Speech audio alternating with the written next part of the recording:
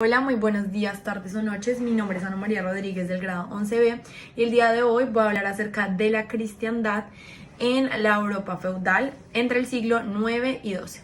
Cabe resaltar que el material de apoyo va a estar adjuntado a este video y que lo que voy a hablar el día de hoy es acerca de la información que me correspondió, puesto que yo me lo repartí con mis compañeros de trabajo.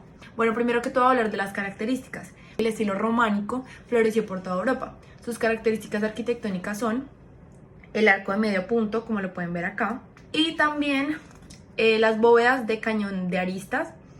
Estas estaban apoyadas en anchos muros con contrafuertes y planta de cruz latina. También a través de la escultura y la pintura se instruía al pueblo que no tenía acceso a los textos sagrados.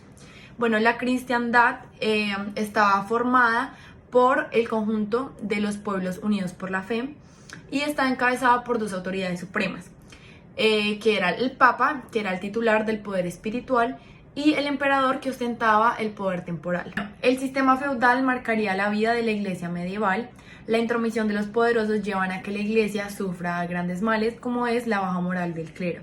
Bueno, en los siglos XI y XII surge una renovación de la iglesia, lo que también se le conoce como reforma gregoriana. El mayor desarrollo monástico ocurre en Occidente entre los siglos X y XI, con la aparición de nuevas órdenes como lo son el Cister y Cluny. El cisma de Oriente se consumó en 1054.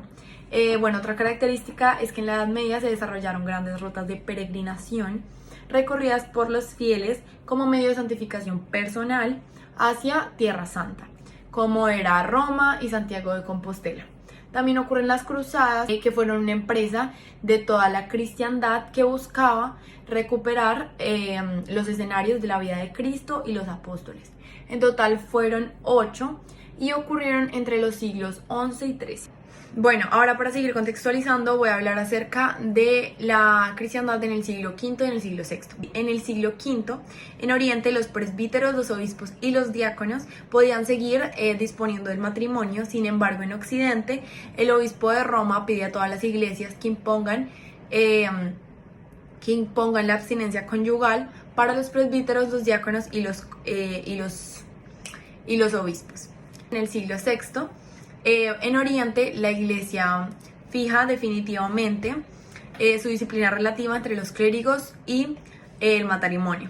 Si un hombre es casado y es elegido como obispo, debe dejar a su esposa y su esposa debe abandonar el domicilio conyugal e irse a un monasterio. Sin embargo, el obispo seguirá teniendo las necesidades de su esposa. Para los clérigos y los diáconos que se casaron antes de la ordenación, no les pasará nada con su vida conyugal.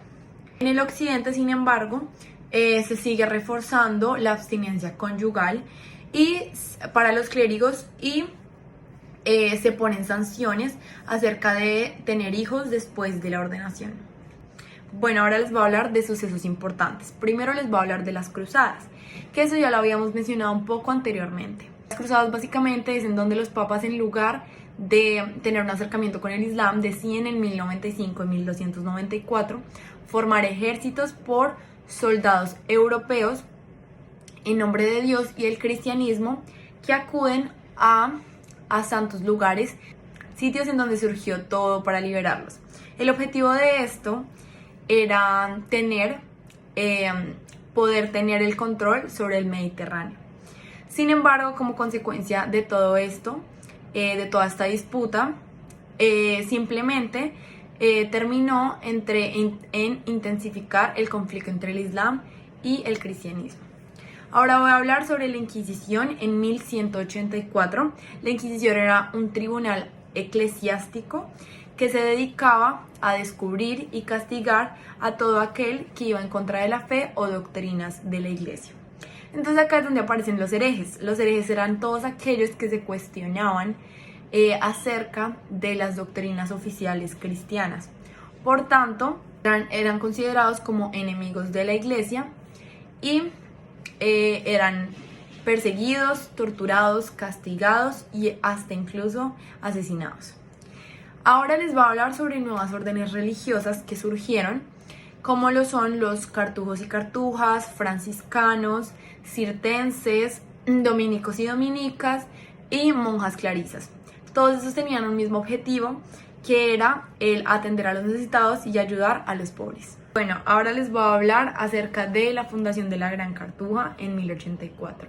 Todo empieza con Bruno, el fundador, que decide dejar Reims y se dirige al territorio de Grenoble.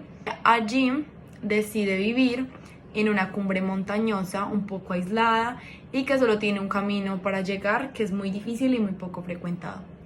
Debajo de allí descubre un valle en el fondo de un abrupto precipicio, en donde él decide instituir sus reglas y donde actualmente residen sus seguidores. Hay una iglesia que no está muy alejada de esta montaña.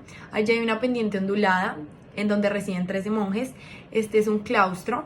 Lo interesante aquí es que los monjes no tienen una vida claustral como los de los demás, ni viven juntos.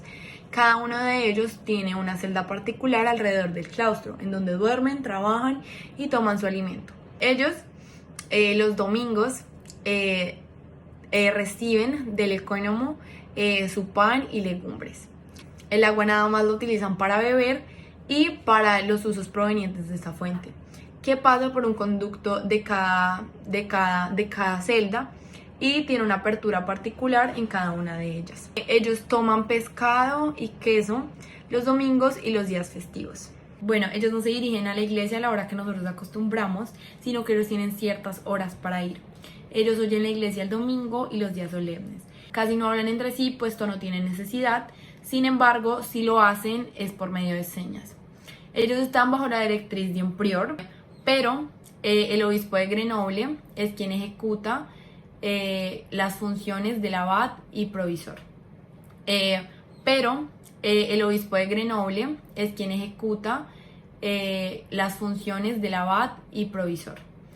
Ellos se condenan a la pobreza total, sin embargo son muy ricos en libros, pues tienen una biblioteca enorme.